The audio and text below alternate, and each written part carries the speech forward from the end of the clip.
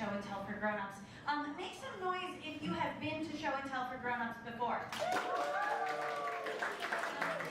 so make some noise if this is your first time at Show and Tell for Grown-Ups. Oh my gosh, there are so many of you. This is so exciting. Well, welcome, friends. So excited that you're here tonight for our monthly showcase. So tonight's show is going to be all of our presenters have done these presentations before, but they were so awesome and so interesting that our audiences said, we want to see them again. So that is what we are in store for tonight. I have another question. Welcome to the I.O. Theater. Who has been to I.O. before? Make some noise. Okay, make some noise if this is your first time at I.O. We love to see it. We love to see it. We love to let I.O. know that we bring a lot of new, fresh meat. All right, okay. Amazing. So tonight, what I really love about I.O. is that they also have a bar downstairs that serves some snacks. So after the show tonight, we have to clear out of here because we have another show coming in. But you know what? We can all have so much friendship downstairs at the bar. And so we will meet you down there after the show tonight. But before we go and have friendship down there, let's learn what we're doing up here, right? Okay, so for all of my first timers, you might be thinking, what are we doing here at Show and Tell for Grown-Ups? Well, what are we doing? Thank you so much. Well, what we're doing here tonight, it's Amy, right? Okay, amazing. Amy and everyone else, what we're doing here tonight is people signed up online for a 5-minute slot to tell us why something is cool. And so we do these shows multiple times a month, and then after they're done with their 5-minute telling us why everything is the coolest ever, then we get to open it up for a couple of minutes of Q&A with that audience. So it's a really, really fun time to meet new friends, to learn some cool stuff. And before we jump into it, I also want to make sure that we know that this is our PG-13 show, okay? Because I started the show a little over 2 years ago. And when I started it, people would repeat back to me, oh yeah, adult show and tell. Okay? The name of the show is Show and Tell for Grown-Ups. Because if you put adult entertainment into a search engine, you get something a little different than what we're going to have tonight. But you know what? This show is all about education in all different areas. And so if you are interested in a show that is of the adult nature and educational in that, we are actually putting that show together. And we're going to call it Sex Ed for Grown-Ups. Because make some noise if anyone else in this audience grew up rather religious. Yeah, me too. Which means I don't know how sex works. And I feel like that's something that we should learn about. So we're looking for sponsors and sex educators in those areas. So if you know anybody that wants to educate or anyone that wants to spend money on that education, please let us know. Let's chat afterwards. But for tonight, we are going to keep it PG-13 yeah, Show and Tell for Grown-Ups. So before we dive into what we're learning about tonight, we do need to make sure that this is a safe room for all involved. Because again, people are going to get up here and they are going to tell us why something is cool. So we have to make sure that the room is safe for them, but also safe for you guys. So rule number 1 of Show and Tell for Grown-Ups is, don't be a chard. What is a chard, you might be asking? Chard, all of my people that have seen it before, you can help me finish this. Chard is short for Richard, which is long for... Yes, but remember, we're a PG-13 show. And I promised my mom that my first rule was not going to be don't be a dick. So, instead, my first rule is don't be a chard. These people are getting up here to share something that they are passionate about, but they don't need to have a PhD in whatever they are talking about. They just need to love it. And so, if you happen to have a PhD in whatever they're talking about, amazing. But when we do Q&A portion, if you disagree with anything that they say up here, we welcome healthy debate. But if you cannot phrase your question in a nice way, we ask you to say nothing at all. Okay? Can we make some noise for agreeing to nice or nothing? As I'm saying, you don't need a PhD in this. I think one of our presenters might have a PhD. No? No. Okay, she doesn't. That's okay. Okay, rule number 2 of Show and Tell for Grown-Ups is meet new friends. Speaking of a new friend, let's make some noise for Henry over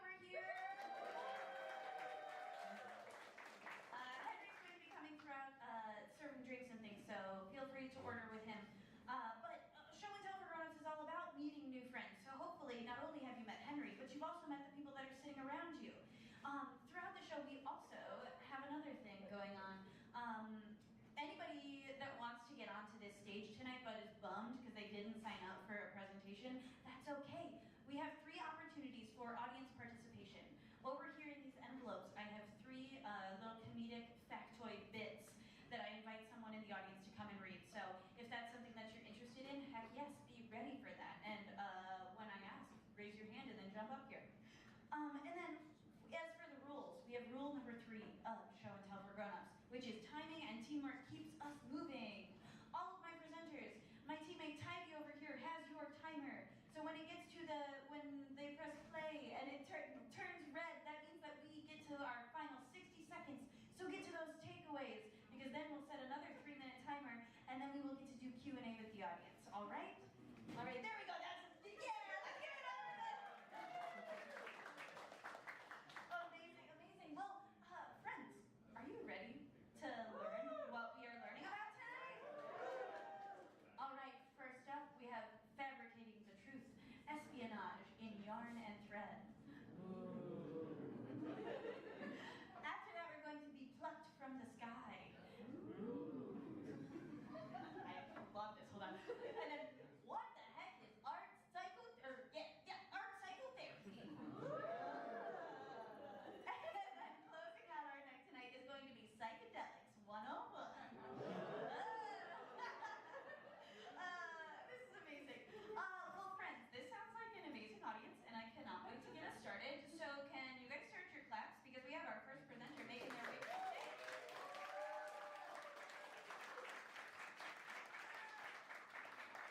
Welcome to the stage, Raina. I think this needs to be a little bit taller. I was bending over. Okay, how's that? How's that? Great. Yes. Okay, well, Raina, welcome to the stage. How originally did you find Show and Tell for Grown-Ups? Instagram.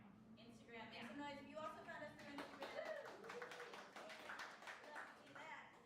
Amazing. And so, you've been a longtime fan of the show. But this was actually your first presentation that you brought to us, right? And what inspired this presentation? Well, about 4 minutes after I saw my first show and tell, I thought to myself, everybody needs to know how amazing fiber arts are. And I think I have the way to do it that even if you're not really a big crafter, there's some interesting tidbits. So it then took me a year and several months to sign up to actually do it. But I did. And the audiences loved it, and that's why we're here again today. So, this is your button, and y'all, let's make some noise for Raina. All right, friends, hello, my name's Raina, and I really like to crochet. Here's some stuff that I've made. That's not even a little bit, that's very little of what I've done, because it really caught me as a bug. But we're not here to talk about all the things that I have made, because that's not as interesting as learning about how, oops, I don't want to go that far yet, don't get that. How fiber arts have been used to smuggle intel and pass coded messages and even aid in resistance movements and to actually continue to do so. We're going to talk. How did they actually do it? Because I always want to know, what are you doing over there? So we're going to talk about one method we're going to start with, which is not about coding, it's just about good old-fashioned smuggling. Because who suspects a granny knitting on her porch? Nobody. And Molly, old Mom Rinker, took this to heart. She was a spy for George Washington during the American Revolution. She would knit on her porch. Her house was convenient.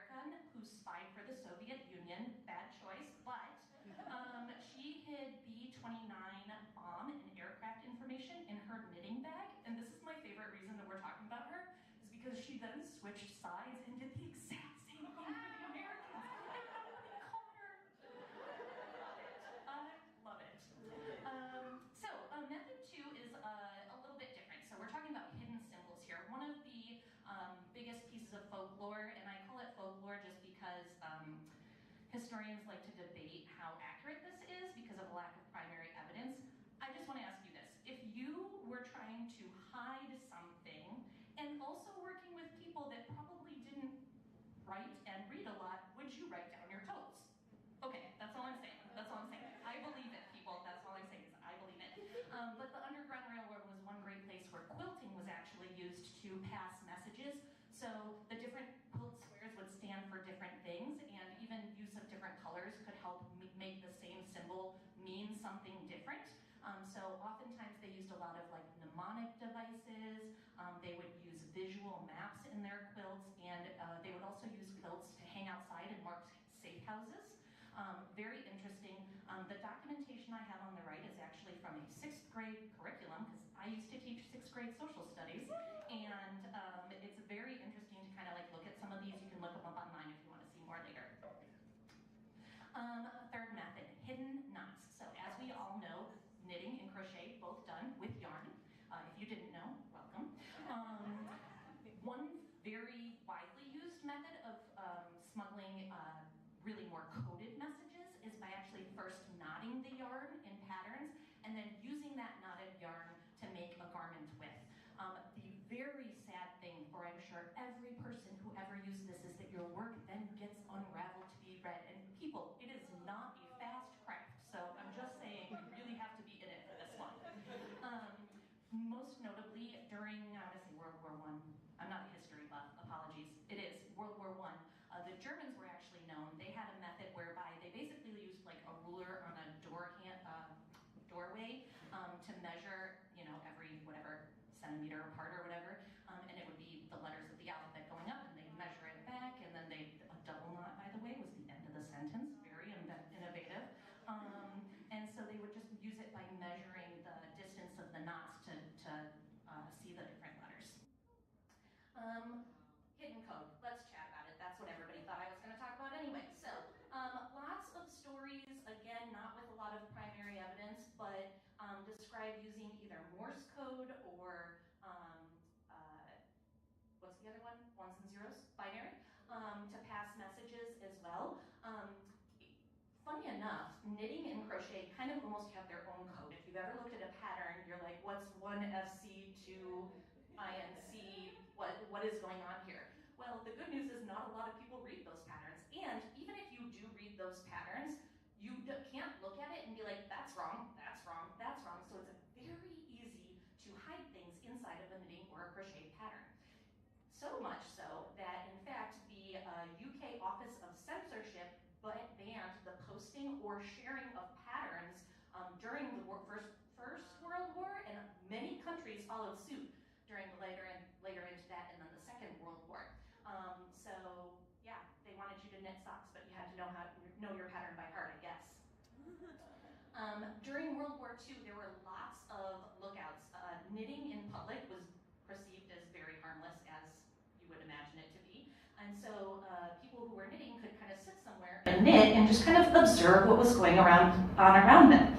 Troop movement, pass that information to the resistance, right? And in fact, Belgium had a large resistance, a whole network of women who would sit on their porches near the railroad, and they would count the number of cars, the cargo, the frequency, the movement of the troops, all that kind of stuff, and pass it back to the Belgian resistance, which was pretty cool. Phyllis La-Tour Doyle is probably the most famous crafty spy. She parachuted into Normandy in 1944, and she used that same system of knots we talked about before. She actually had a lot of different systems of knots. I'm going to read this for you because it's interesting. It says, I always carried knitting because my codes were used on my codes were on a piece of silk. I had about 2,000 I could use.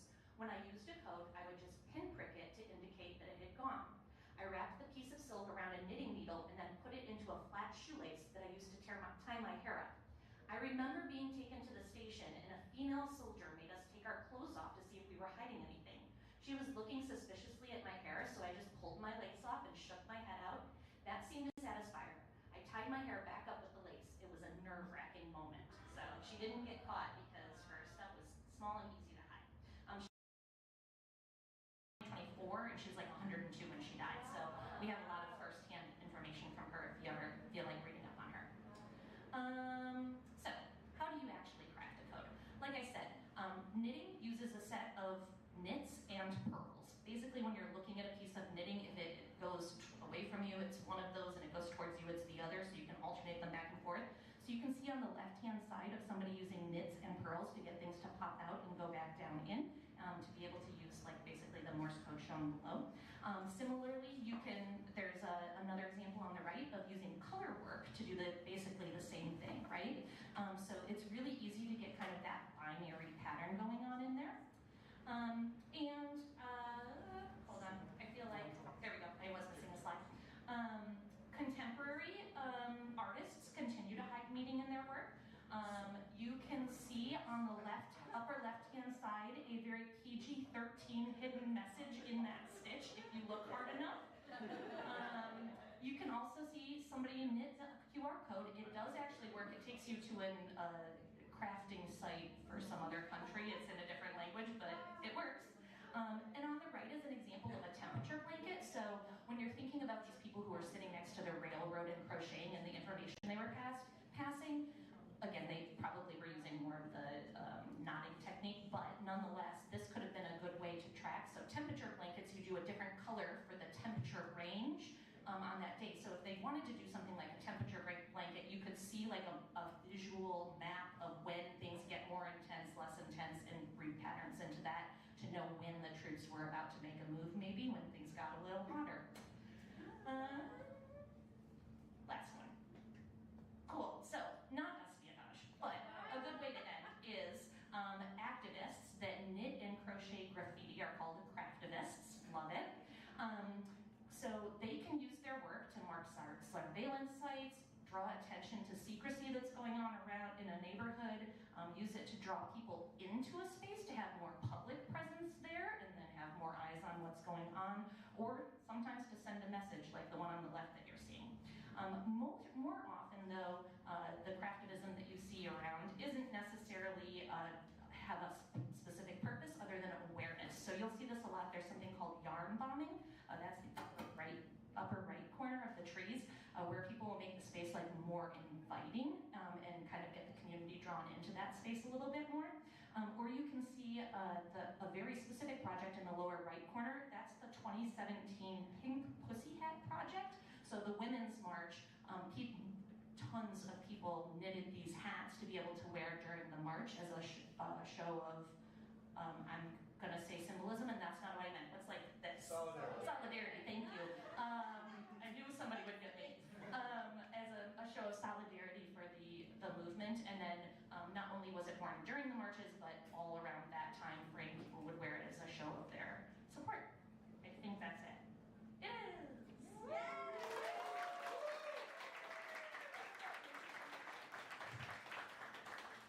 Came back here to get the microphone. I'm not just hiding. Amazing job, Raina.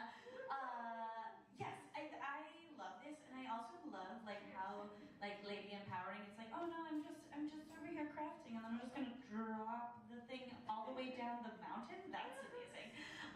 So we're gonna open it up for a Q&A with. So just raise. I can't really see up here, so I'm gonna come over here to see. But does anybody have any questions for Raina? Yeah. Hi there. Thanks, that was awesome. I'm just really curious about the blankets. Like, who were they trying to give the message to, and how would they deploy that? Like, would you get a blanket that was kind of a map? Yeah. So if you're talking about the quilts were used for the Underground Railroad, and people would hang them out. Kind of imagine like if you're at like an amusement park and you're like, oh, there's the map. Same idea, right? If you're talking more about the temperature blankets, so blankets actually aren't usually used. They take a really long time to do most of the time. So most of the time when you're passing things, you're either doing like a really open weave kind of a top or like socks. Socks are fast. They're quick-ish. And like with the quilts, each of those different symbols mean said something. on a map. Yeah. Which was cool. I don't know. Do we have time to go back to that slide really quickly? So like some of my favorite ones are like these flying geese. So the flying geese kind of go around in a circle right there. No, it's the one below that highlighted. It's the Drunkard's Path, which is it's like it's not straight. It's like, hey, careful around here. There's people that you don't want to run into. Like stick to the tree line. Like stick to the sides. Don't be seen in this area. Or the safe house one. Is it in the quilts? It's not. There's one specifically that's like, this is a safe house, and the fun thing is, if you did it, I might be reversing this, so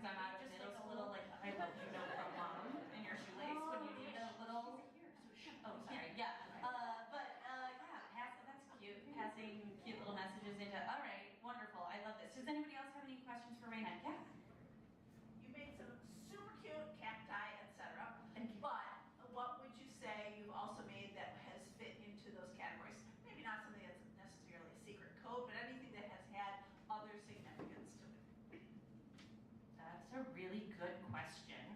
Give me a second. You know, I have made, I make those cute little, and I'm gonna say it wrong, and this is so embarrassing, amigurumi? I don't know, little guys. Cute little guys. And I have a friend who like was having a baby, and she was like doing his room all like cute nautically, so I made some nautically stuff, and then I met the kid, and I was like, absolutely not, you need a giraffe. I mean, I gave him all of it, but I just feel like sometimes like you'll like meet somebody, and you'll be like, I know exactly what you need. Here's a sad potato or whatever, you know. Yeah. Amazing. I love this. What would I get? Sorry, not to put you on a spot, but what kind of a knitted or crocheted animal would Well, I get? here's the thing is, I would definitely have to make you something wearable. Like, I feel like you are like Miss Fashionista. Like, you need a little cute something something. Okay, I'm in. Yeah. I love this. Now it's about me and I'm awkward. That's awesome. Thank you so much. To take it back to the show, one of the things that we like to do here at Show and Tell for Grown-ups is we want everybody to feel like that they're kind of like at summer camp. That's kind of the vibe that we go for. And so what we do is that because Raina got up here and did somewhat of a scary thing, she stood on stage and did a presentation. What do you get when you do something scary and you accomplish something? A star and a merit badge. And so our amazing teammate Tybee over there, who is our fantastic graphic designer, makes a custom merit badge for every single presentation that we have here at Show and Tell for Grown-ups. You guys can see it up there. Raina has gotten this one and she's actually wearing it. But this one has special stars on it because this is a showcase presentation. So here is your showcase presentation. Merit badge. Amazing. One of the other things that, I don't know if you noticed how much amazing bling Raina had on, but Raina is one of our people that shows off so much of her Show and Tell for Grown-ups swag. If all of my first timers, you guys are invited to, as you exit, there is a big pin over there that says, I came to Show and Tell for Grown-ups, and all I got was this pin. But it is your first time at Show and Tell, so we want you to have something, so that pin is over there for if you want. Y'all, we're gonna keep the show going. I do have a question. So it's called Show and Tell.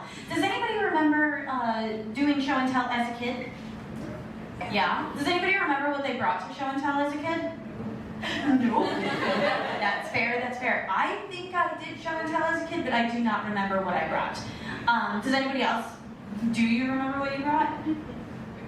Yeah, what did you bring? Do you remember anything about your dog that you shared with people? Yeah. I think I did like a presentation on how to like wash her properly. So that was just fun to bring my dog to school. First, important, bring the dog to school, but then second, like you taught us something, right? Amazing. That's so cool. I love that. Did anybody else bring anything to Show and Tell that you remember? No? Well, that's all good because, friends, the other thing that I really like about this show is that the reason why I started it was because I was sitting at home scrolling on my Instagram or TikTok feed, and I was learning all of these really cool deep dives into things, and I was like, man, I wish that I could talk to somebody about all of this cool stuff that I'm learning. And because that inspired the show, it also inspired this next segment because y'all tell me if when you're scrolling through your Instagrams, if you also get a lot of really cool animal facts. Yeah?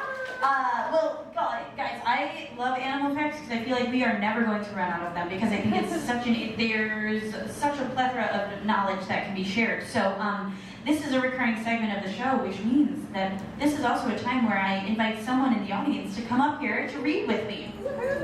So, do I have anybody in the audience that would be interested in coming up here? First, I keep switching microphones just to keep you guys on your toes, and to mess with my sound guy back there, you know?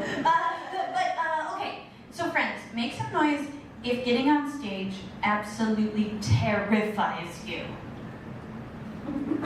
Oh my God! Well then then that means that somebody out here would love to get up here and read some animal facts. Does anybody want to jump up here with me? Heck yes, let's make some noise for this friend.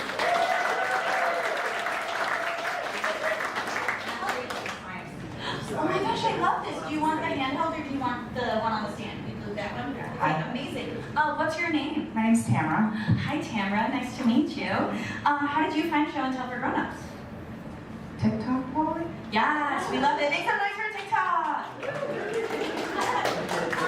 Well, Tamara, we're gonna play a game here tonight. Okay. I think I'm gonna take this out of here because that's hard. Okay, so here are your. Oh yes, those are the glasses. Love it. Okay, so we're gonna play a game here tonight. I'm gonna hand this to you. You don't have to read all of the words, but here, can I hand that to you? Okay. So friends, what we're gonna do tonight is we're gonna play a game, and what the game is called is Wolf or Not a Wolf. Because in researching animals, I came across a lot of animals that were named wolf, but then like that's not actually what their species or genus is. Or I'm not sciencey, so I don't know which one of those words is the right one, but you get it. They're not actually related to wolves fully. So we're gonna play this game. All right. I'm gonna do this. We're gonna guess, and then you're gonna tell us whether we're right or not, and then tell us the facts. Okay? Yes. And if you know anything about these animals, you do not need to read them off the paper. You can just rattle them off for us. I don't know about these specific. Okay, great. Then we'll stick. These are very specific wolves. Okay, I love this. All right, friends. So the game is wolf or not wolf. For our first animal, it is the Ethiopian wolf. Do we think that this is a wolf or not a wolf? Make some noise for wolf. All right, make some noise, not a wolf. All right. Our Ethiopian wolf is a wolf. Oh. Is a wolf. Yeah, go for it. Okay, despite looking like an oversized red fox, genomic sequencing confirms that as a true member of the genus Canis, cool facts, they represent a total invention of wolf culture.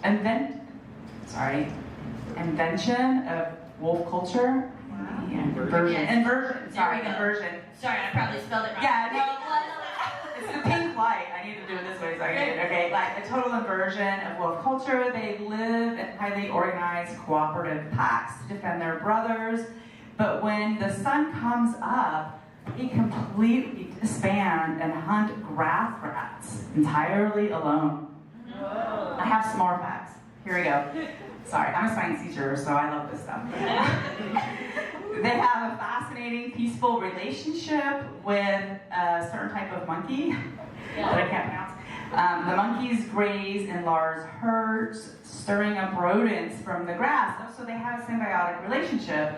They're friends with the monkeys, and the monkeys stir up these rodents, which is what they hunt and eat. Yeah. And so they're able to go into these packs. They go out in these packs with these monkeys, but the monkeys aren't afraid of the wolves because they're like, yeah, look at these rodents for you. Come eat those, don't eat us.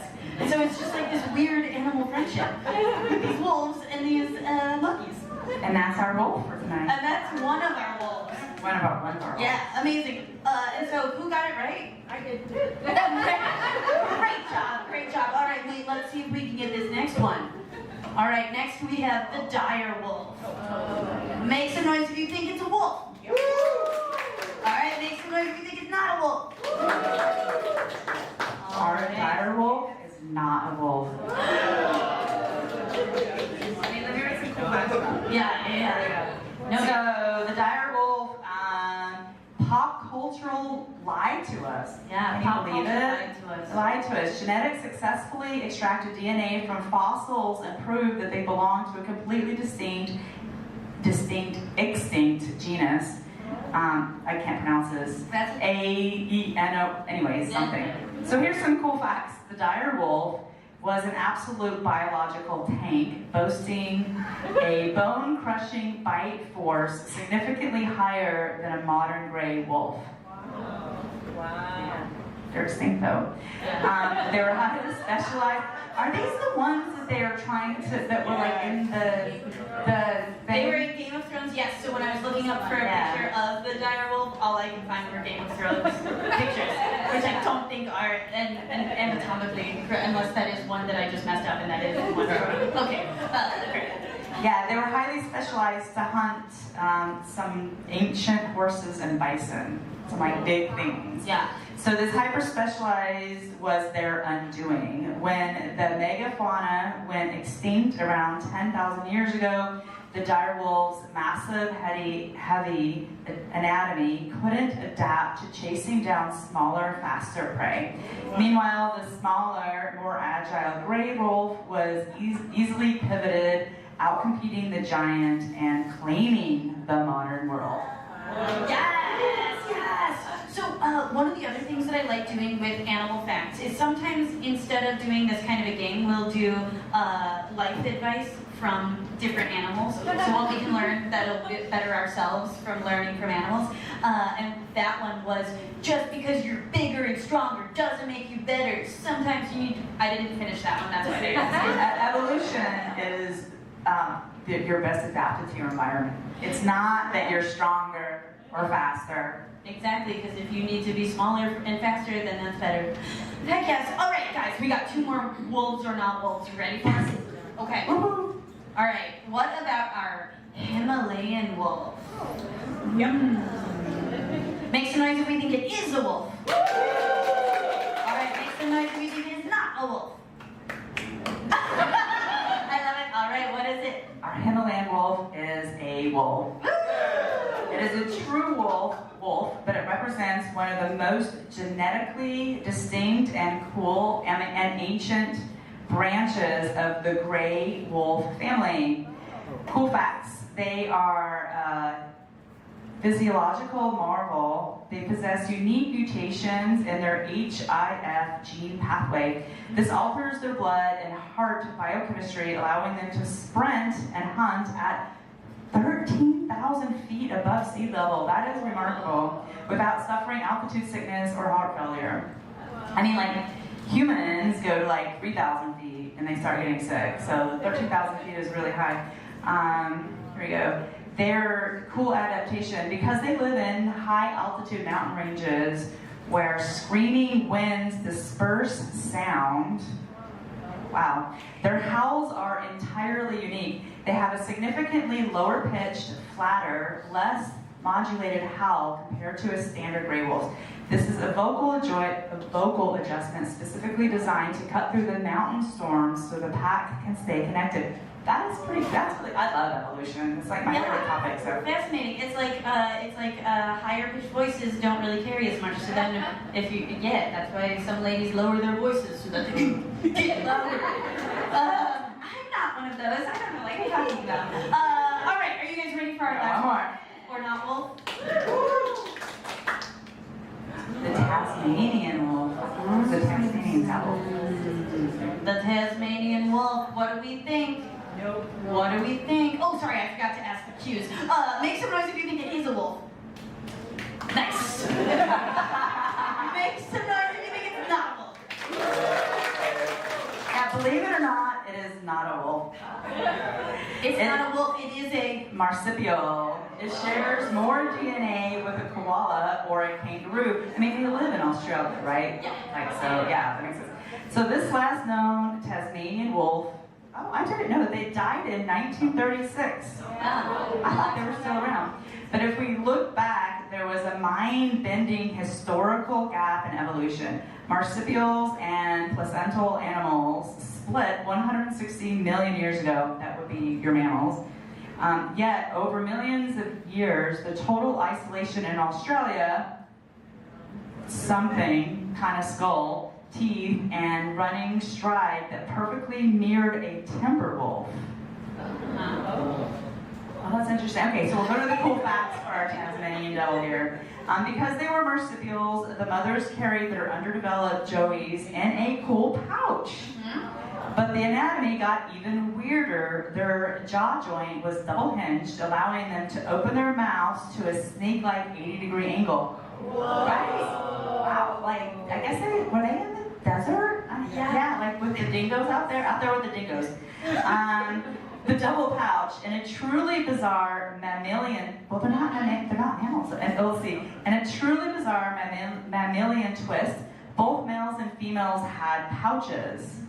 While the female used hers to nurse the babies, the male possessed a backwards facing pouch that acted as a protective sheath to safely tuck away his external anatomy, his penis, by sprinting headlong through dense, thorny Australian bush. He had a pocket to keep himself safe. He had a pocket, a penis pocket, or a pocket penis. So that was wolf or not wolf. Did you guys have fun? Amazing. Oh, no, I wanted another slide before I got to, here we go. Oh, tight. Were we good? Help me out here. I got you. Okay, amazing. Amazing. Let's give it up for Tamara, right? Tamara, you did such a good job, and because you got up here and you did something scary, which was talking to a bunch of strangers and reading a bunch of scientific words on a page, you also get a merit badge of your own.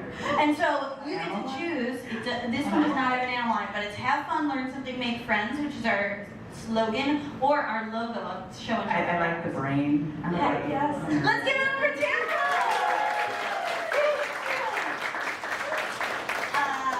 Amazing. Y'all, you were so good at that wolf and not wolf game. Yesterday we had a show, and I made it a little bit too easy. What were the? It was lizard or frog. Apparently, there are a lot. Or no, it was lizard or toad.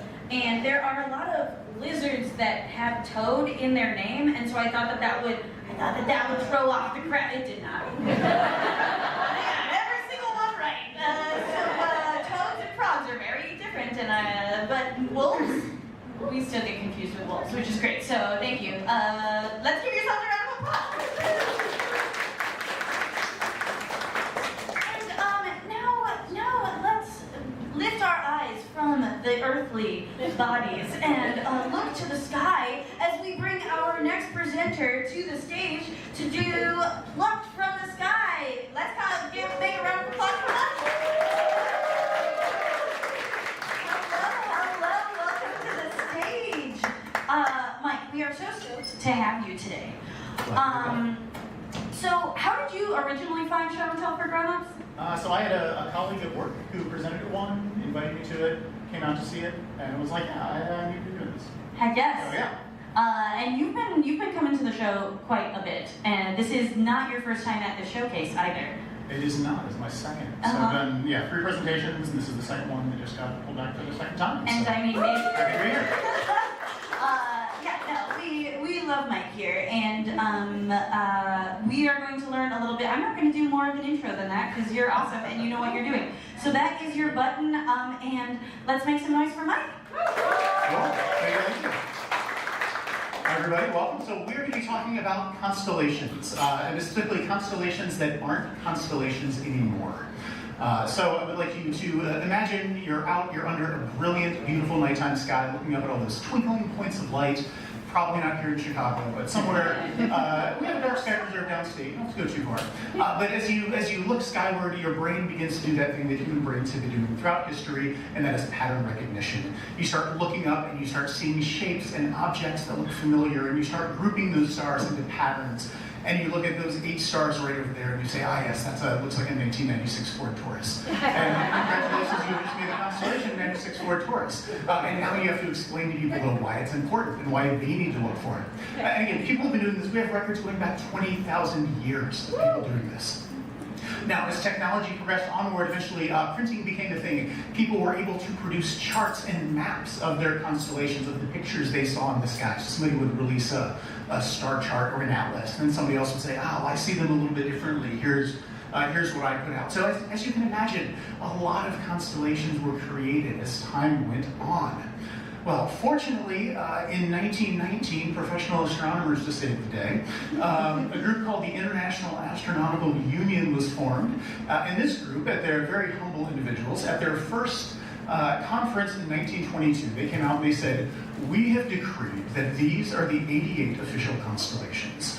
no more, no less. And then they spent the next 8 years working on the boundaries of those constellations and exactly which stars fit into which patterns and which pictures. So the constellations that we talk about today haven't even been like completely recognized for 100 years.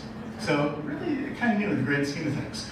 And that decision in 1930 cut hundreds, if not thousands, of constellations, or just left on the cutting room floor. So that's what we're going to get into. That's what we're going to be talking about for the next couple minutes here. So throughout history, science has been perennially, chronically underfunded.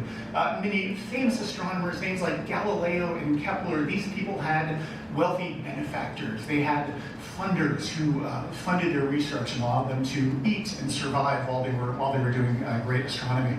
One such person was a Polish astronomer named Johannes Hevelius.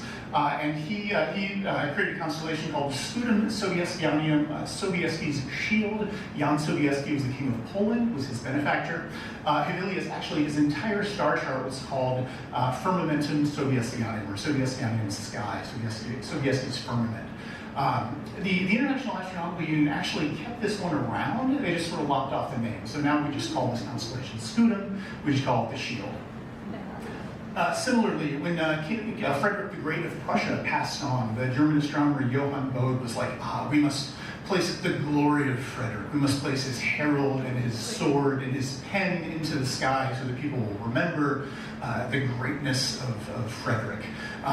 And I also included kind of derpy Andromeda here because I kind of want to make a point that, so the kind of the major constellations, the ones that go back thousands of years, go back to Ptolemy, that have been widely recognized, those are pretty well set. Right, like nobody's looking at Orion the Hunter and being like, no, this is Frank the farmer that lives down there. The established ones are pretty established. The ones that people are working on here are the ones that are kind of in the margins. They're the ones kind of in the in-between spaces, the fainter stars, the ones that are a little more sort of open to discussion. So I will say constellations do get created for non-nepotistic reasons as well. There's a French individual named Jérôme Lalande, who in addition to being a professional astronomer, is a bit of a cat daddy, and was very put out by the fact that there was no cat constellation. There were 3 dog constellations, there's 2 lions, there's a lynx, there was no cat constellation. So he invented this wonderful constellation called Felis the cat. This also depicts another thing that I absolutely love about old star charts, and it's when somebody is asked to illustrate something that they've clearly never seen. I am not a cat owner, some of you may be. I have never seen a human muskrat bring a cat. But, this was around for a while. Continuing onwards, Marmor Sculptile, the marble bust of Christopher Columbus. This was created by an American in the early 1800s. Fortunately, it didn't stick around very long. And then lastly, I would like to leave you all with Turdus solitarius, the solitary thrush. This is an extinct flightless bird not too distant than the dodo. Yes, there used to be a constellation called Turdus, and it is my firmly held belief that the moment that this constellation was plucked from the sky is the moment that our timeline veered off into this dystopian hellscape that we are currently experiencing. And the only way for us to right those wrongs is to place Turdus solitarius back in its rightful location in our nighttime sky. That's my story. I'm saying to it. Thank you very much.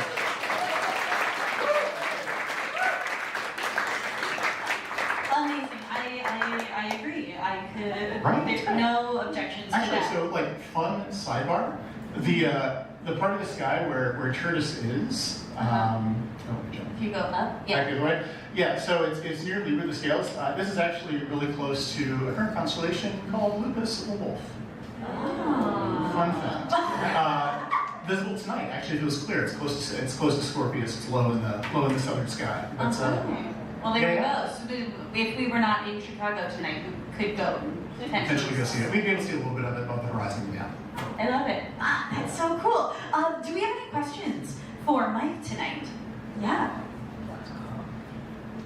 I can never actually understand, like, look at the stars and see, you seem really passionate about this. Yeah. When you see the stars, can you actually, like on your maps it had specific stars, can you be like, Yeah, oh, that's so- his toe, or? Yeah, no, like pro tip, most of the constellations look not a darn thing at all like what they're actually supposed to be. They are dot-to-dot pictures. Yeah. heavily, think about it, put yourself like 300 years ago, we hadn't harnessed electricity, the sun went down, you couldn't hop on your phone, you had to do something, you went outside, you just let your imagination take over, right? So there are few and far between the star pictures that actually look like what they're supposed to depict, to be completely honest. So. Yeah, I mean the Dipper, right? The Little Dipper and the Big Dipper. Yeah. Those are the only ones that, and I also know Orion's belt. So those are 3. But other than that, I can't really find any of the other ones in there. Does anybody else have questions for Mike? Wow. Okay, we do have one. Sorry, I was gonna ask one. You sound like you really know your stuff. Is this your career, or how did you get into all of this? Yeah, so it kind of is. I work at the planetarium. Basically lead the team that does all of the like planetarium sky theater things at the planetarium. So yeah, I've been doing like night sky talks for like 30 years. It's been my career. So Wow. Yeah. Do you have a favorite constellation? It's a capital Ross. So yeah. Honestly, if I had to do a favorite constellation, I like Cygnus, which is like a summer constellation. It's a swan. It's called the Northern Cross sometimes. I don't really like. It's one that I like. I don't know that I would call it a favorite. I know that I'd say really have like a favorite. But Turd is definitely my favorite. No longer constellation. Amazing. Oh, another one over here. First off, I'm a huge fan of the hat to go Sox. Oh, thank you. Whole game last night. I'm wondering, so you mentioned the association that had come together. Are there other competing organizations that would argue those 88, or like, Well, so like how was that group formed, I guess, yeah, I mean, like the process of it really like talking 16, 17, 1800s, it was just people would put out competing star charts. And so, for example, going back, not to keep going back to Curtis, but it was created in 1776. Maybe like 60 years later, somebody put out a different star chart that imagined it as more of like an owl, so like a little bit different. So that was kind of the process. But no, the International Astronomical Union from 1919, they are pretty much the world's recognized group of astronomy experts. If anybody has ever heard of them, it's probably because they were the people who correctly decided rescinded Pluto's planetary status. That's kind of what they're most known for, but it's basically just the world's authority on professional astronomy. Wow. Amazing. Oh, do we have another one? Do we have time for one more? Nope. Amazing. Mike, this was so cool. Let's give it up for Mike. And here is your very custom showcase merit badge. So thank you so much for coming and being a showcase with us today too. Let's give it up for Mike one more time.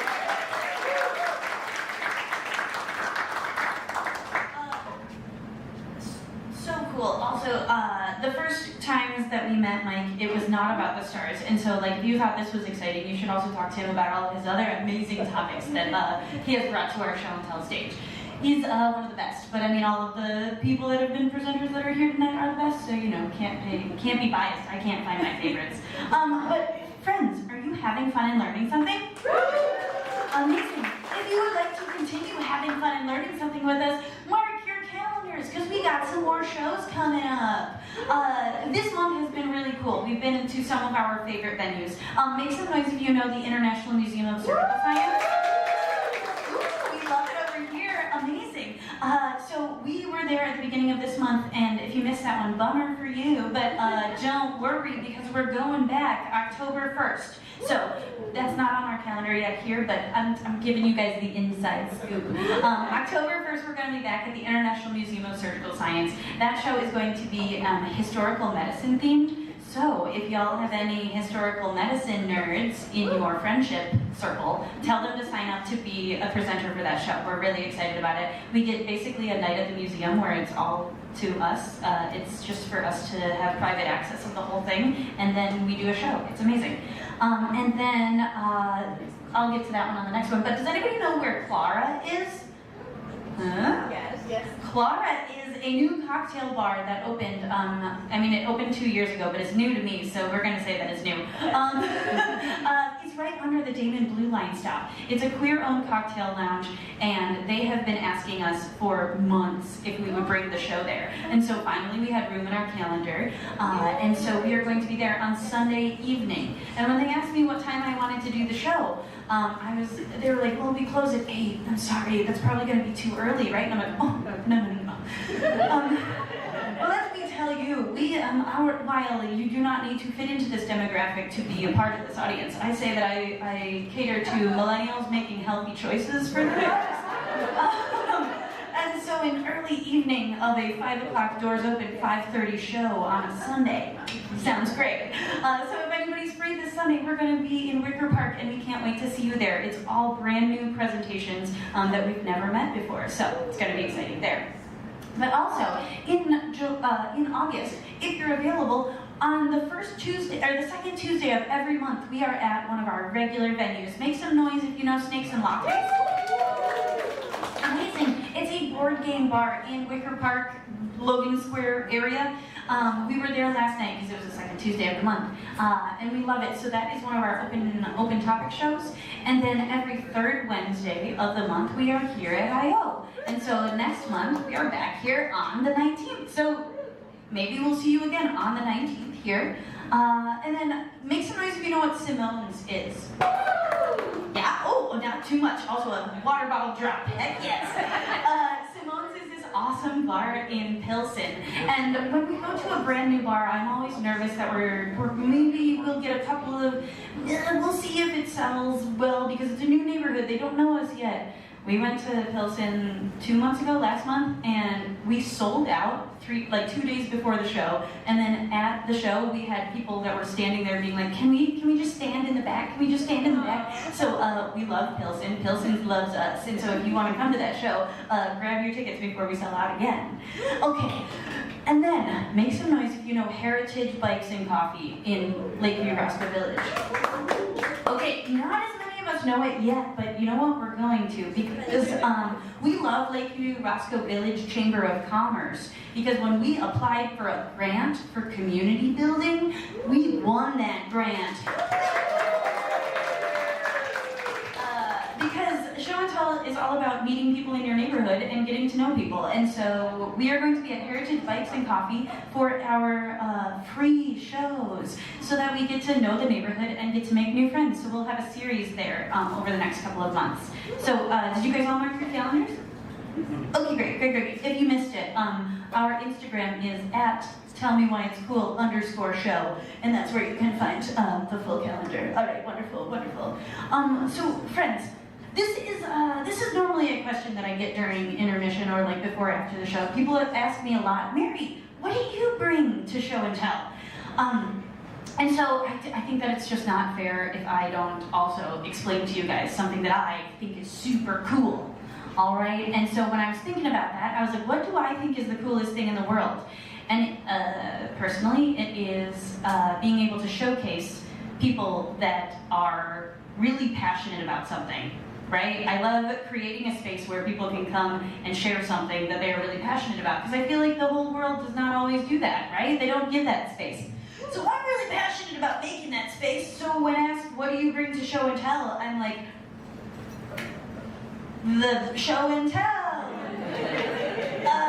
But I've said that a few times and people think that's a cop-out answer. And so I'm like, all right, fine. You want to know something that I'm a real nerd about? Yeah. Okay, cool. Because the thing that I am a real nerd about is etymology. And because I'm such a nerd about it, we play an etymology game every single show. So, is there anybody in this audience who's also an etymology or language nerd? Heck yes, let's make some noise for this friend!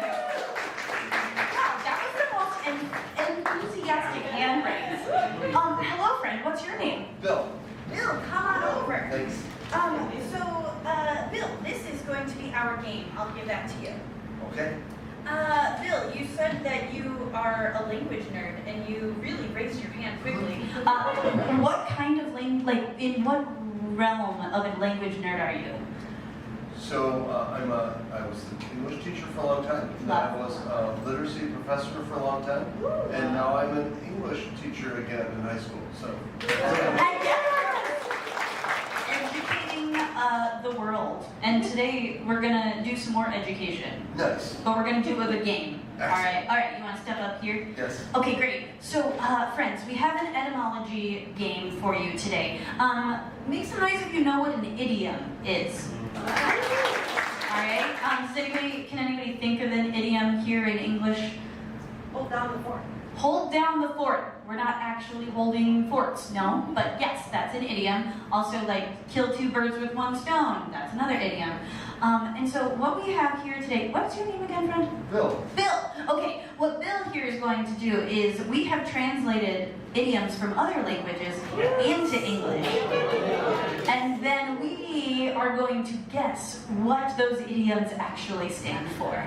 All right? And then Bill's going to give us a little bit of like the supposed origin of that. All right? All right, great. So you don't have to read them all, and you do not need to pronounce the other language if you do not feel like pronouncing I'd like to mangle it. Oh, heck yes.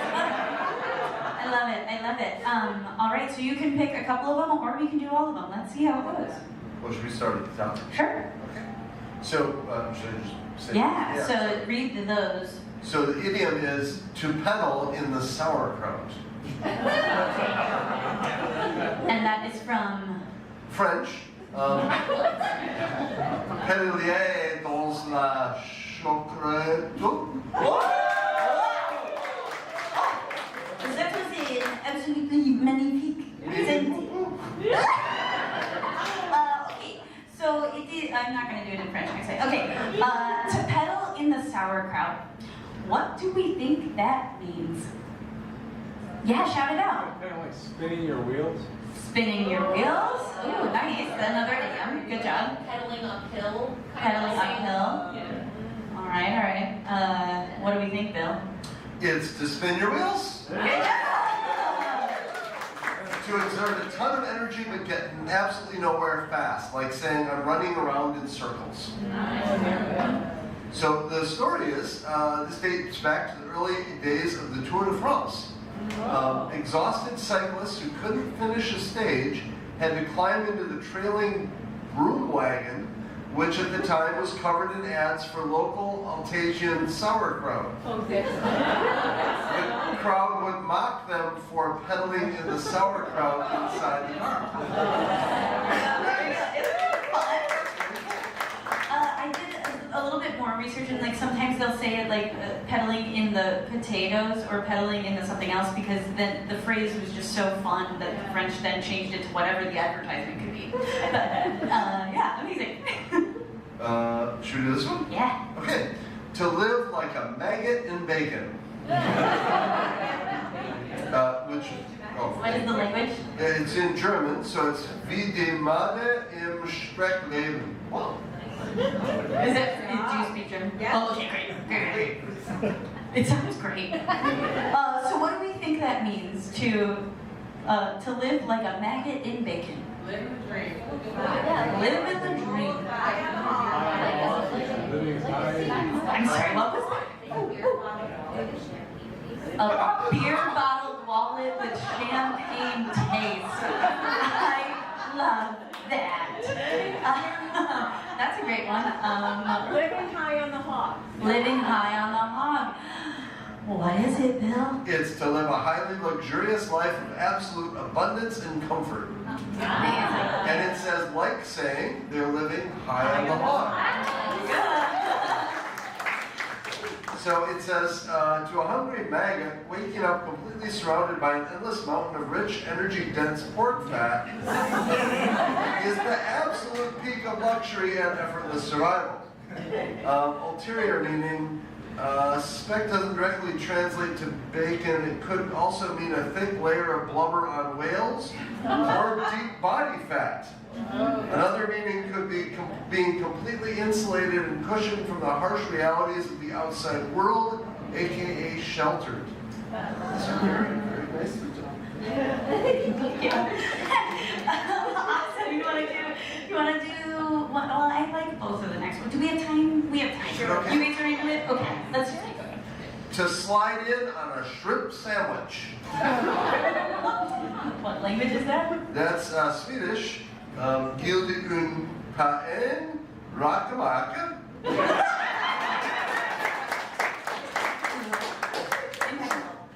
It's the Swedish. So yeah. To slide in on a shrimp sandwich, what do we think that means? Being a hot mess express. Hot Mess Express, maybe. Bottom here, so I don't think it's a good sandwich to the Swedes. I don't know how much. Okay. We're thinking that it's not a good sandwich. Do we do any other ulterior? Cutting down to the last minute. Cutting down to the last minute. Oh, I love that. Yeah. Any others? All right, Bill. What do we got? I'm trying to think. There's a version of this in English, but I can't come up with it. To achieve massive success or get an opportunity effortlessly, often through luck or privilege. My coworker sometimes says that person always lands with a butt in the butter. To land with your butt in the butter. I feel like that would not be. I personally would not like to land with my butt in the butter. I don't think that's me. I don't know. The other one is saying someone was born with a silver spoon in their mouth. I'll suggest that to her. Yeah, thank you. So in 20th century Sweden, shrimp sandwiches, or rökmacka, were a major delicacy associated strictly with luxury and the wealthy upper class. Sliding in on one meant you didn't just stumble into success, you glided right into a life of luxury without breaking a sweat. There we go. That was amazing. Let's give it up for Bill.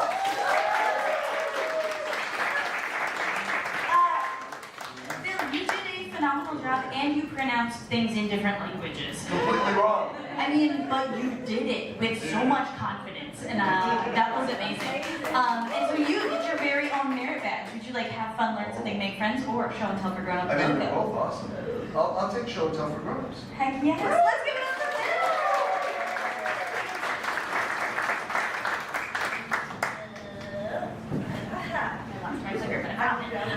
I absolutely love that game.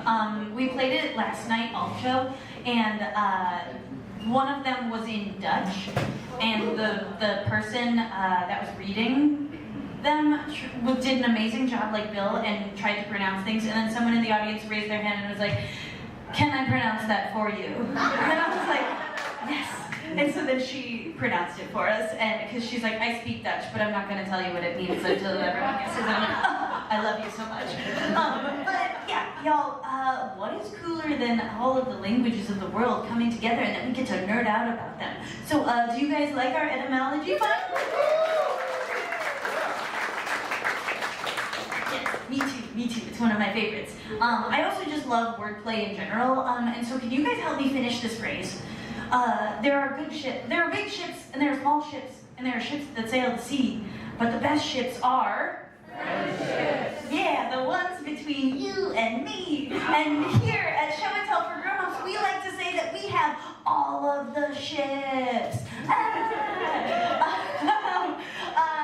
If you guys are having fun here tonight, that makes me so happy, and I'm so excited about it. We're hoping to bring this kind of fun and joy to everybody all over the place. We've gotten invitations to not only go to the suburbs, but we've also gotten invitations from everywhere, a bunch of cities in the US. But in order to get to these other cities, we need to expand our operations. And therefore, what we're looking for right now is sponsorships.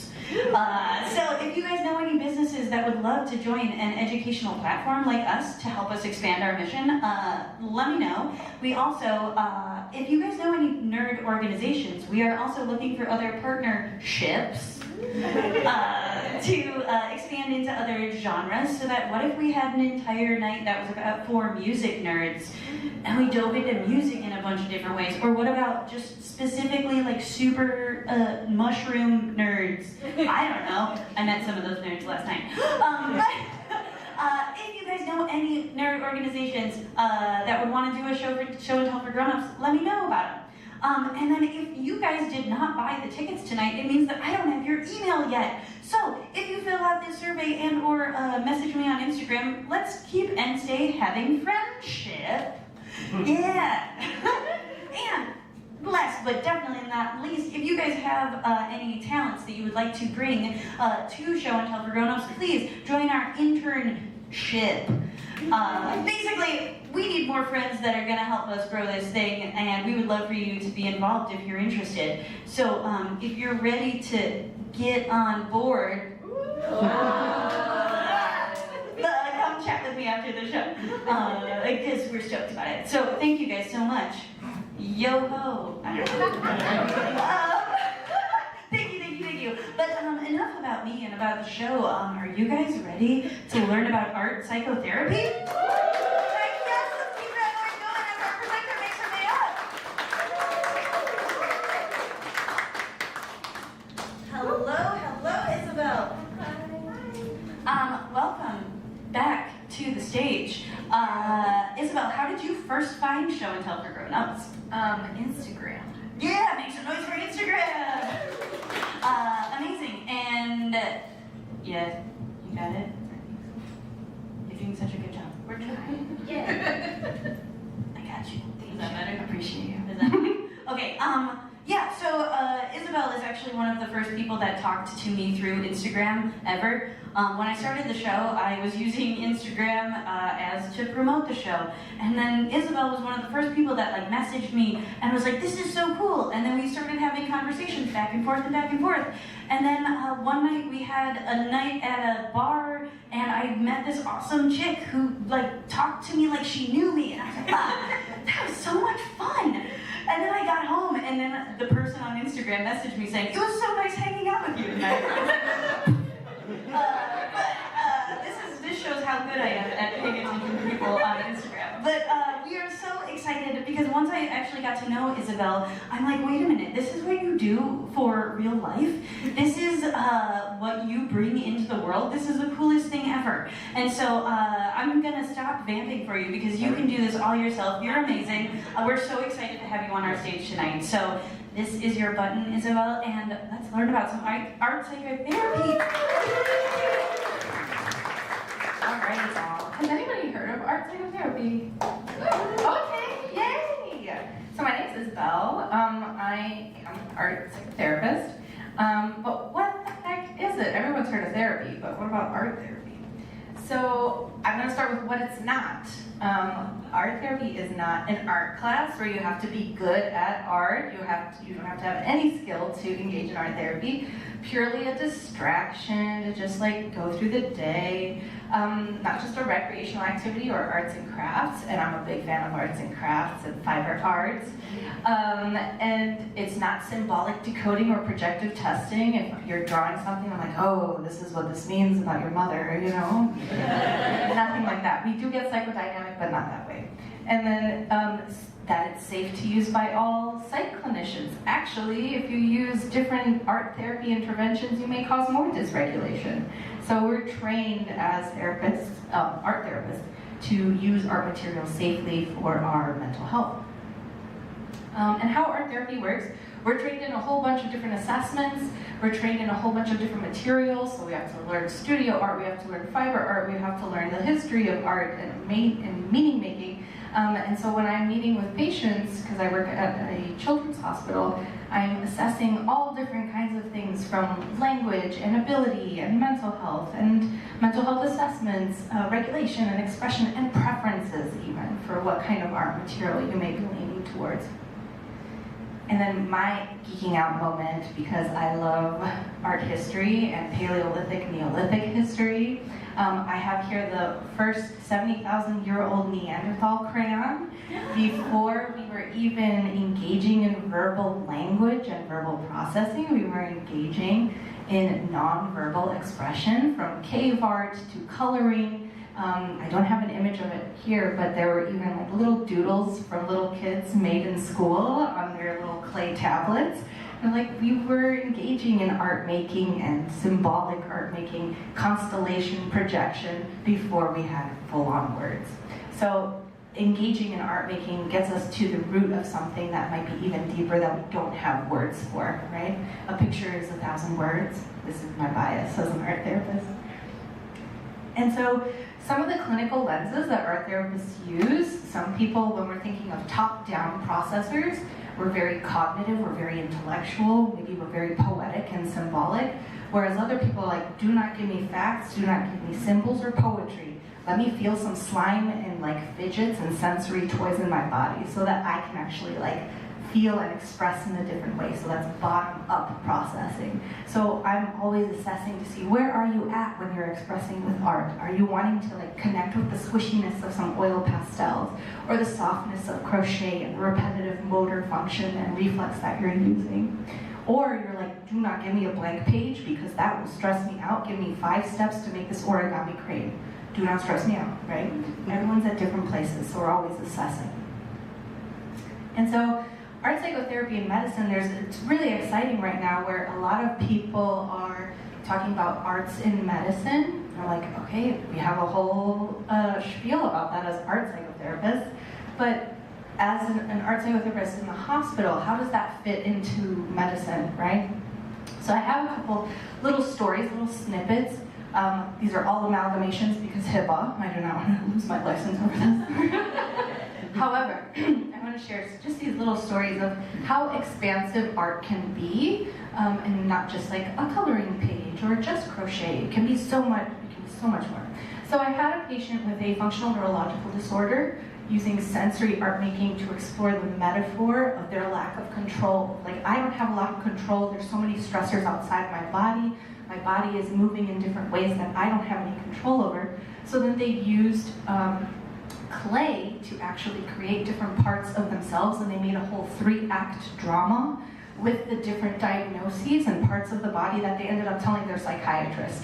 So they understood what the diagnosis was in a way that was like, I was like, I need to get the popcorn going. What is going on? Act 3? Wait, there's a title card at the end, right? But it creates a different type of understanding of what's going on in our body. Another patient that I was seeing, I brought in some watercolors and some colored pencils because they were just hanging out in the room and they were very, very low. Like, being in the hospital is not fun, period. I always start with that, right? No one likes going to the hospital. So I was like, maybe we can try some different art. All of a sudden I brought watercolors in and they're saying, ugh, my art teacher was really mean and I don't have skills to do this. I'm not an artist. Like, the amount of times I hear that throughout the day. And then all of a sudden he starts talking about some video games. And I was like, well, you know, we could also do VR art therapy. We could engage in some like augmented reality coloring of the space. And all of a sudden he lit up. I was like, okay, let's do that. And all of a sudden the next session that I had, he's moving his entire body. I was like, this is a completely different patient. We found the medium that helped him express. And it also helped with moving the body because we were stuck in bed and depressed. Right? So it's also about finding the right medium for yourself. Because somebody may resonate with watercolors, some other people may want oil pastels, some people may want fabric arts. I had another patient that had a cardiac arrest, very young, it was very sudden, and they also were experiencing delirium. So part of the brain was also kind of really foggy and couldn't engage or move. And so I brought in, as art therapists, part of the assessments, and I'll give you this little secret tip that only art therapists know, that if you're using colored pencils or just pencils or pens, material that you have a lot of fine motor control over, all of a sudden it connects with a certain part of the brain that also gives you more control and your nervous system regulates. And all of a sudden, as they're drawing, they started telling me about, again, another really bad art teacher. What are these mean art teachers doing to my patients? And he starts remembering things and starts having memory recall from that connection to the doodle and art class. And so that then turned into a whole medical treatment to help him get his memory back as he was recovering from delirium. So all these different interesting ways that art materials can support a whole body mind treatment, which is fantastic. So art therapy in practice, we're choosing material, we're expressing emotions. Sometimes we don't have words for these emotions, but if a bunch of slime and yucky clay and like googly eyes are gonna give me the feeling that this is disgusting, right? Non-verbally, you're telling me a lot, right? We're actively listening, There's behavioral support and coping tools. We're getting like psychoeducation of how our mind and our body works together with different art materials. And so I'm also thinking like, do we need grounding and containment right now? Do we need to express ourselves and make meaning of like a really bad situation, right? When life is lifing, what meaning do we make from that? And then do we need to integrate this into our identity? How does this experience support us in our integration? Over here. So for those of you that are more curious about art therapy and art as therapy, these are my two favorite books, Your Brain on Art, How the Art Transforms Us, and Awe by Dacher Keltner. I used to also work at the Adler Planetarium. That was my self-care job while I was at the hospital. But the emotion of awe, and the more you can get new fun facts like coming here, or engaging and looking at the stars, or engaging in really cool historical nerddom, the more we can engage in that emotion will also help our mental health. Thank you.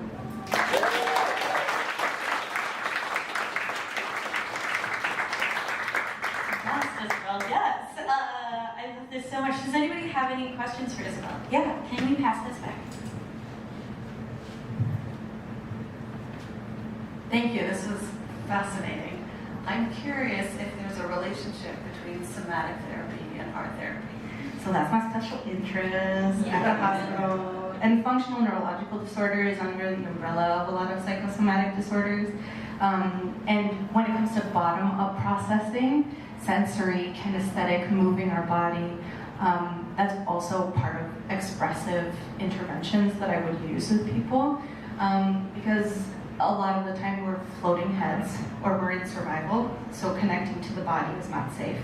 So the way that I could use art to express is like the little bridge in the hospital setting. Outpatient, you could do more, but that way it's like a tiny little bridge to safely get back into the body. But psychosomatics are my favorite. Love it. Yeah.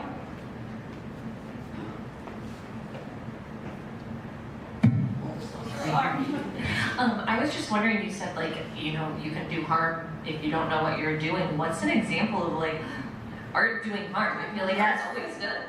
Yes, this is something when I do didactics with the psychology fellows, I'm like, okay, just because we can.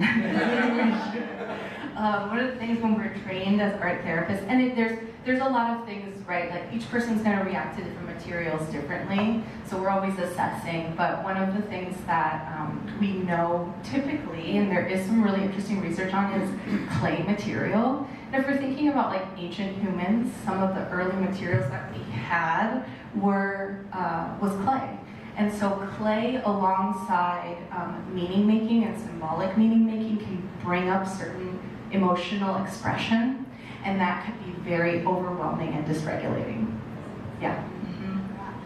One of the other things that I know about art therapy is that it's not just about like tactile arts, right? It's also about how you can express it through your body in a bunch of different ways. Can you dive into those a little bit? Yes. I had another patient that recently on a certain side of the brain had a brain lesion and was losing sound, but also having a tiny body with a lot of loss and grief, and you can't, as an adult, we can't feel all the emotions. A tiny body is like 100 times more. And so this little person was chucking things across the room. And I was like, yeah, natural, appropriate response, right? And so one of the things that I did for like that somatic kinesthetic expression was I brought some emergency clay.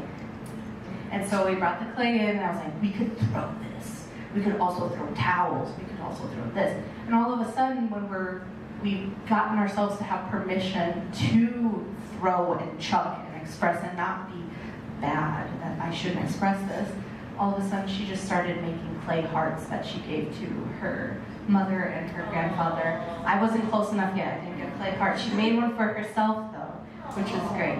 Yeah.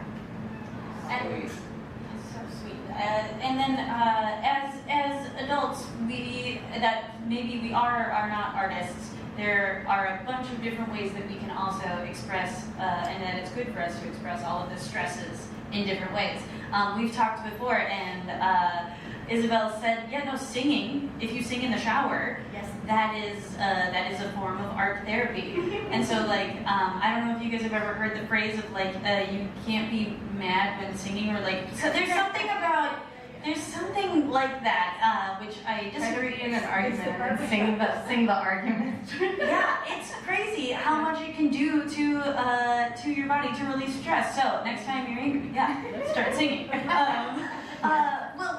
Isabel, we need to give you a humongous round of applause and your very special merit badge.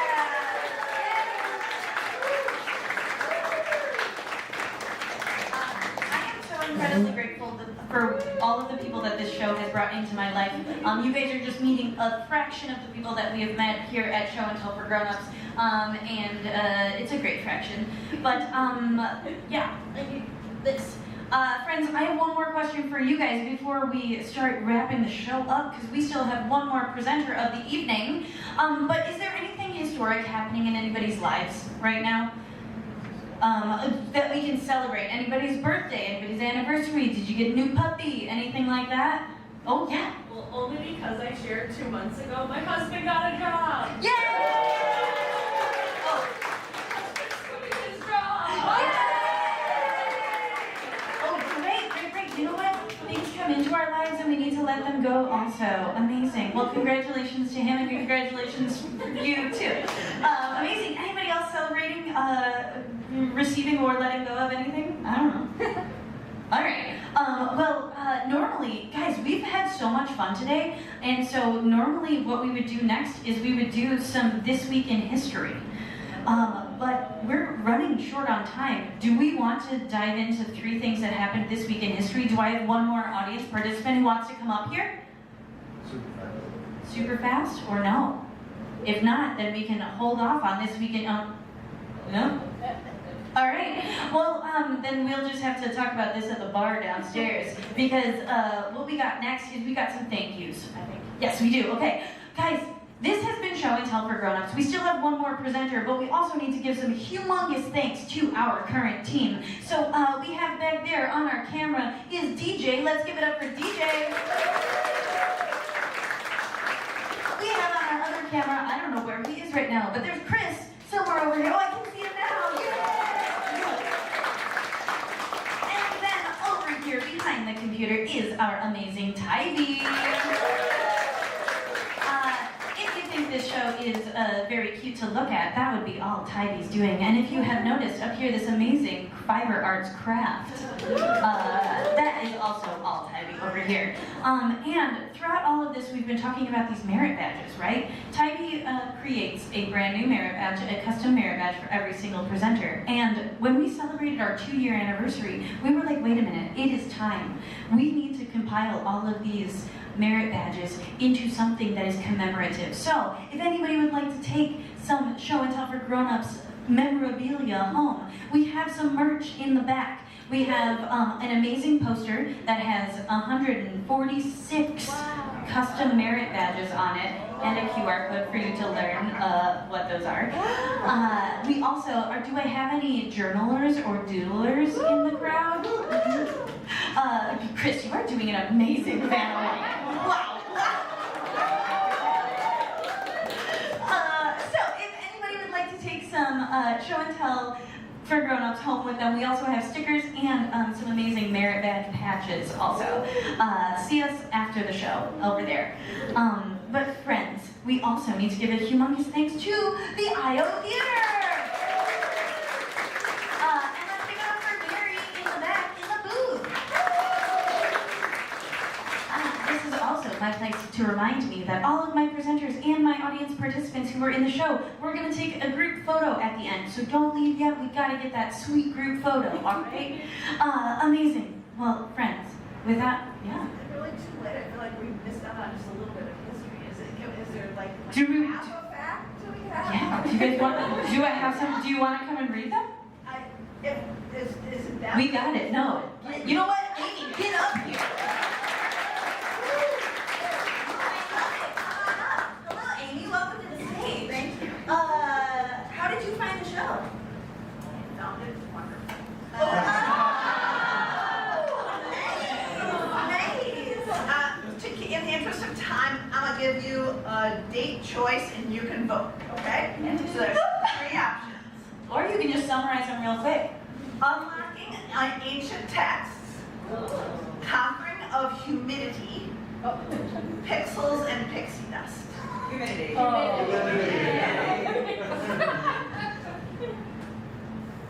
Willis Carrier invents the chill. This day in history, 1902.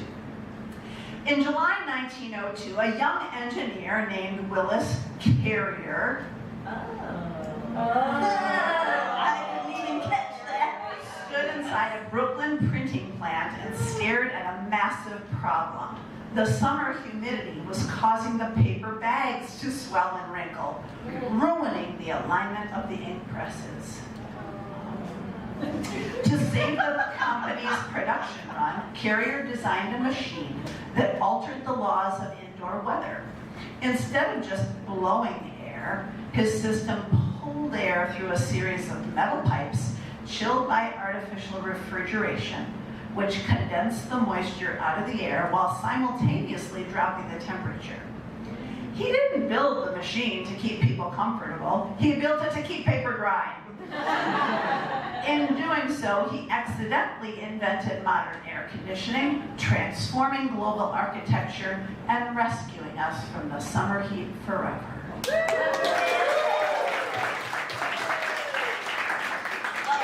Amazing job. Amazing job.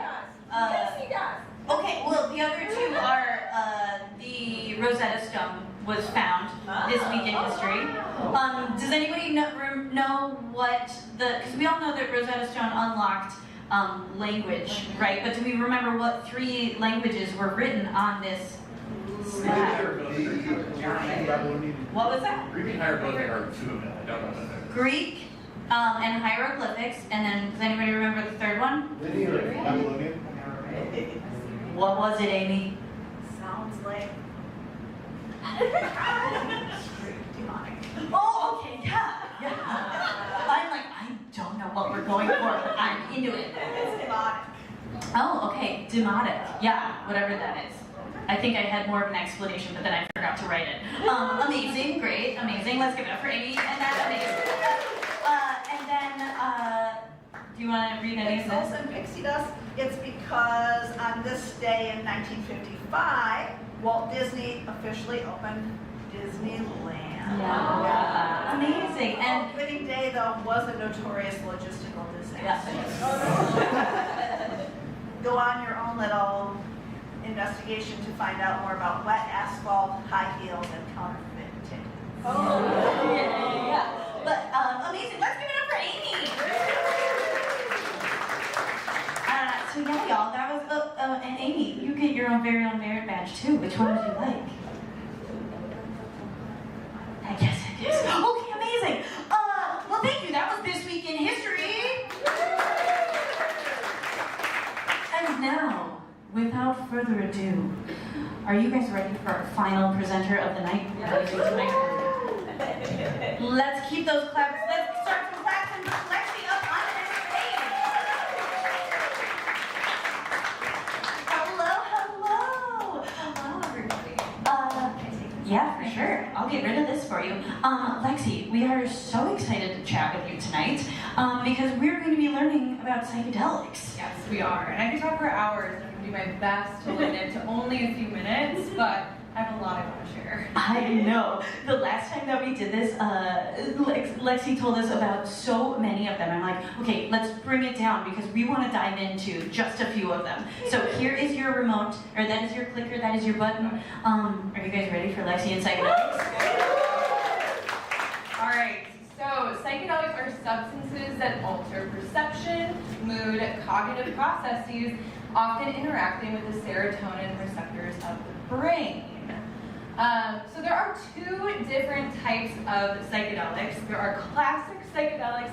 These are the ones that are interacting with the serotonin receptors of the brain. These are your usual suspects. You've got your LSD or your acid. You've got psilocybin, that's mushrooms. You've probably heard of ayahuasca at this point. You've got this toad on the bottom that's 5-MeO-DMT. All of these are doing the same general thing in your brain with serotonin. But then you've got the other side, you have the non-classics, your ketamine. That one tends to throw people off. You've probably heard of ketamine because that is FDA approved, which nothing else we're going to talk about is yet. So close, though, to getting more FDA approval.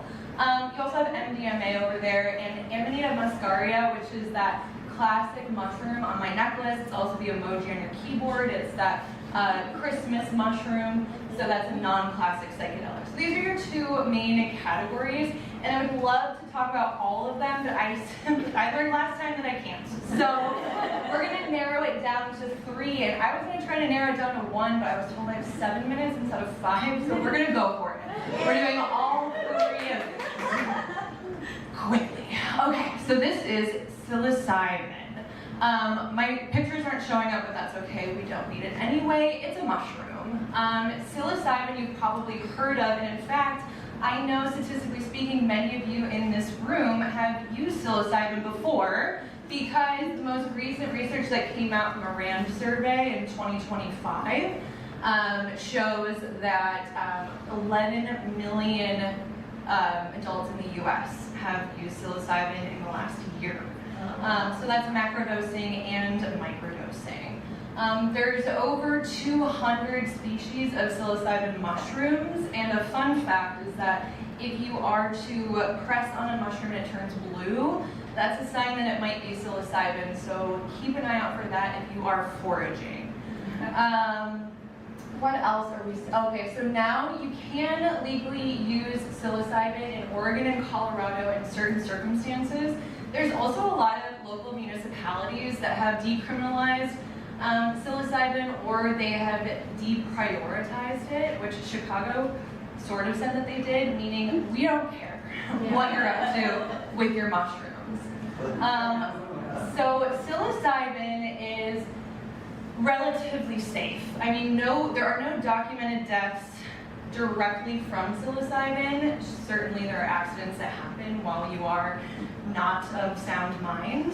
And it's also not physically addictive, so when it comes to a safety profile, like, this is a pretty good thing for us to lean into. The studies have shown a lot of really incredible things. So psilocybin is known for alleviating anxiety and depression in many different populations. There's some really great research that came out of Johns Hopkins University about cancer patients, and then also for end-of-life care with psilocybin. So really incredible things that we're seeing. Also massive increases in overall nature relatedness, empathy, well-being, and reducing symptoms of PTSD. What I think is really interesting about psilocybin is how it reduces inflammation. So we're seeing a lot of cool research about the gut microbiome and how that affects the rest of our body too. I'm realizing that these are the slides from hours ago, and I'm a new person today, so I thought we were going to have different information, so we're going to wing this together. Okay, Ibogaine. So has anyone here heard of Ibogaine? Oh, cool. Okay, so Ibogaine's having a moment. Ibogaine has been relatively obscure, and I'm just going to go back in time. So very well known in Western Africa. It is a plant that comes off, that little fruit comes off of a shrub from the western part of Africa, and it's been used for centuries, specifically used to connect with your ancestors. You take it, and if you take it at a macro dose, you are feeling very strong effects for up to 32, 36 hours. And I cannot stress this enough that it is not recreational. There is nothing fun about Ibogaine, and a majority of people who experience macro doses of Ibogaine say they never want to do it again, but they have a lot that they take away from it. It was introduced into Western culture by this guy named Howard Lotsof. So this is back in 1962, I want to say. He and his friends were heroin addicts in New York, and they lived in this apartment together. And he was just the kind of guy who was like, I want to try anything. And I read in a book that there's this thing called Ibogaine, and he had it shipped from Africa. He tried it himself. He had a couple of his friends who were like, sure, I'll try it too. And they noticed a massive reduction in symptoms from opioid withdrawal. He never took heroin again. He did not set out to never take heroin again. And he realized, like, wow, that's wild. And so he devoted his life to introducing ibogaine into Western culture. Very obscure up until recently. I don't take this as a Joe Rogan crowd, but if you were, he talks about it a lot, and our president, right, you know, I have a hard time, I work in this industry, and he has done a lot for psychedelics, and he just gave a bunch of funding to ibogaine research, specifically to reduce opioid use disorder. So take it when you can get it. So that's ibogaine.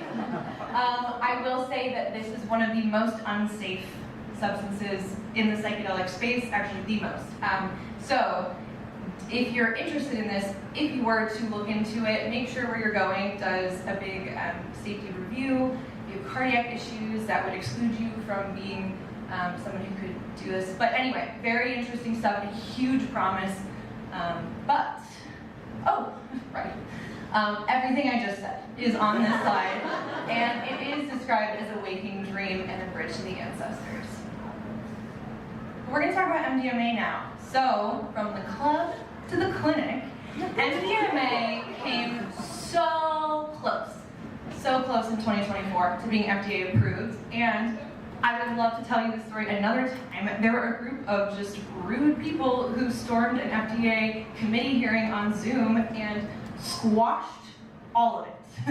Truly, I was there, and it's crazy. But anyway, it is not FDA approved yet. They have to go and redo their phase 3, which really sucks for them. But MDMA is really interesting. So it's an empathogen and a psychedelic. It makes you feel more connected to the things and people around you. It started as an accident because, oh gosh, I'm at zero minutes left. They wanted to figure out a way to stop bleeding, and they accidentally had some people who felt a little weird when they had this in their system. So this was then brought into the mainstream in the 70s. Shulgin, I don't know if you've heard of the Shulgin Foundation, but anyway, there's this guy, Alexander Shulgin, brought it into the mainstream. A lot of therapists in the 70s started using this with patients, but that pesky war on drugs drove it underground, where it thrived because it's super fun to take at clubs. So it didn't go away, it was just pushed underground, but now we are seeing the incredible things that it can do, specifically with PTSD. So a lot of the work I do is with the VA and with veterans, and the VA yesterday just announced that they are going to be working with MDA way more than they have in the past, because it is one of the most effective tools we have in our toolbox for PTSD, because people feel way more empowered diving back into harmful memories and feelings that they've had in the past, thanks to MDMA. Palliative care, really interesting research on autism and MDMA and eating disorders. I recommend, if you're curious about MDMA, there is an article from the BBC about how a dose of MDMA transformed a white supremacist. Talks about Harriet DeWitt, who's a researcher at University of Chicago, so she's a local and does amazing work in the space, but it is an incredible article that gives you a real peek into the potential powers of MDMA.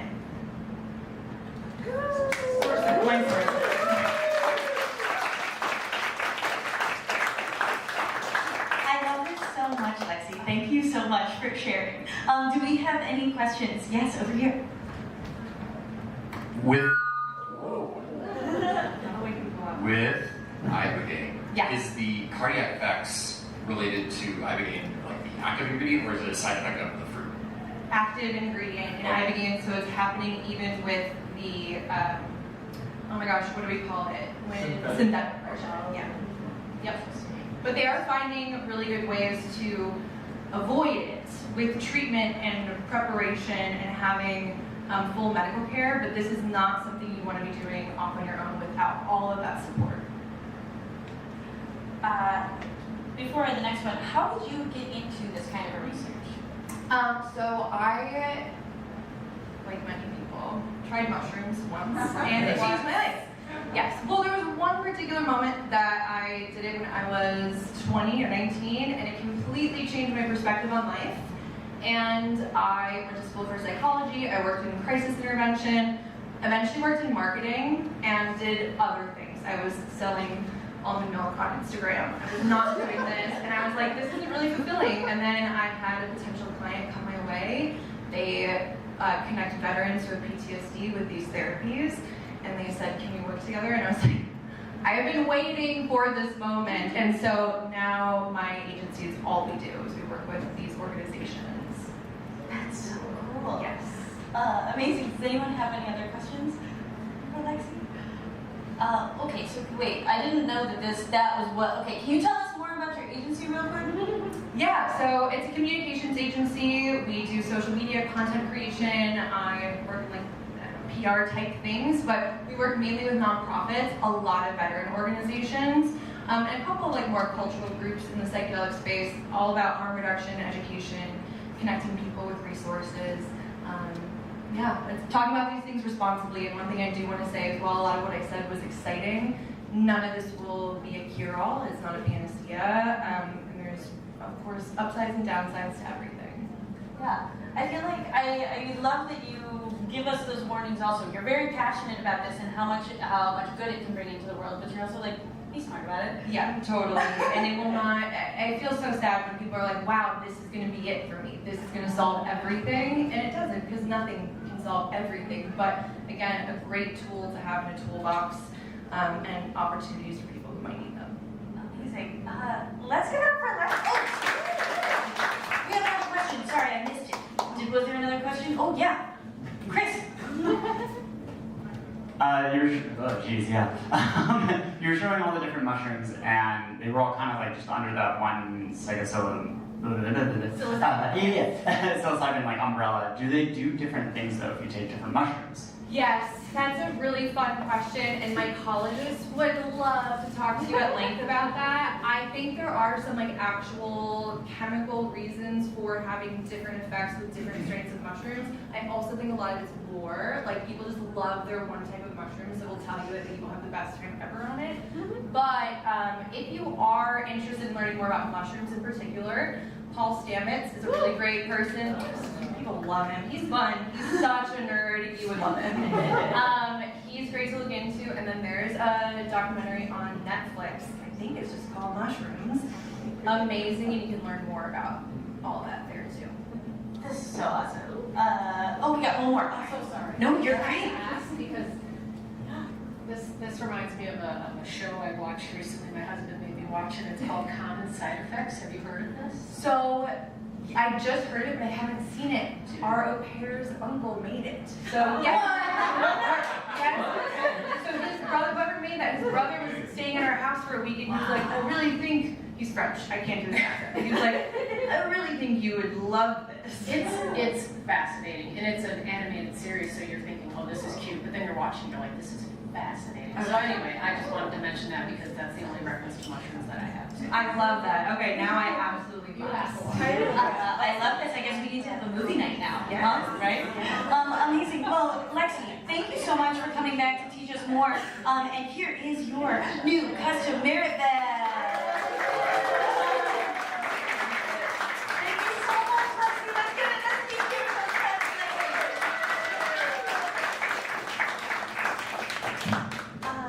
Well, friends, this has been Show and Tell for Grown. So we're gonna stay, right? Stay. Okay, great. Friends, this has been Show and Tell for Grown-ups. Did you guys have fun? Amazing. Well, I keep saying this thing, right? I keep saying have fun and learn something. And because when I started creating this show, I was trying to figure out how we could harness it so that you guys could leave with this certain phrase, because you know I'm such a nerd about phrases and about words and things. And so I was like, what can I do to embody what the show is all about, right? And so then I went home to hang out with my parents in the suburbs, and it came to me. When I was a kid, my stepdad would drive me to school every day. And as I was getting out of the car, sliding that minivan door shut, he would yell, have fun, learn something.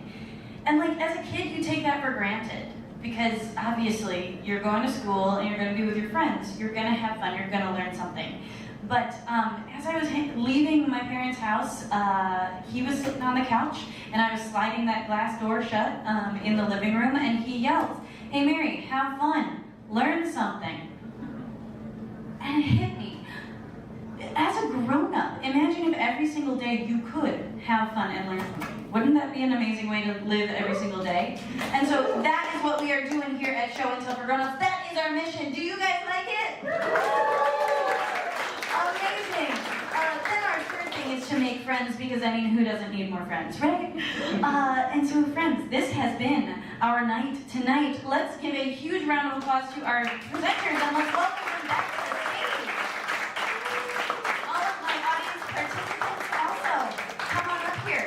So friends, we have like 3 more minutes of the most important part of the show. If I could have all of my presenters stand over there under your presentations, because guys, we have this really important part of the show, okay? Are you ready? What we're gonna do is I'm going to ask you guys, come, stand here. Scoot, scoot, scoot, scoot, scoot. Amazing, because we're gonna take a very staged photo, all right? But you guys have a really important role, because taking a staged photo is very awkward, okay? And so you, as the audience, are going to do something that's going to help us a lot. Can I have you 4 step forward a little bit, because your faces are in the projector screen? Yes, more. Lexi, you're very tall. Let's put you, come on up, come on up. All right, so you guys have a very important role of when I get back here and I do a thumbs up, you guys are gonna clap, okay? So that it's less awkward. And then we are going to say Show and Tell for Grown-ups, and then you guys are gonna clap some more, all right? Okay, we got our cues? All right, amazing. Are we good, Chris? All right, so. A little tighter, a little in here. Okay, great. All right.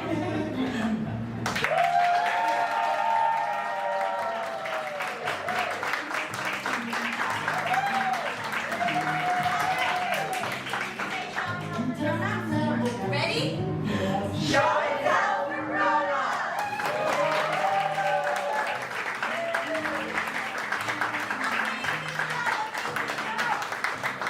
And now, everyone, we shall see you at the bar downstairs.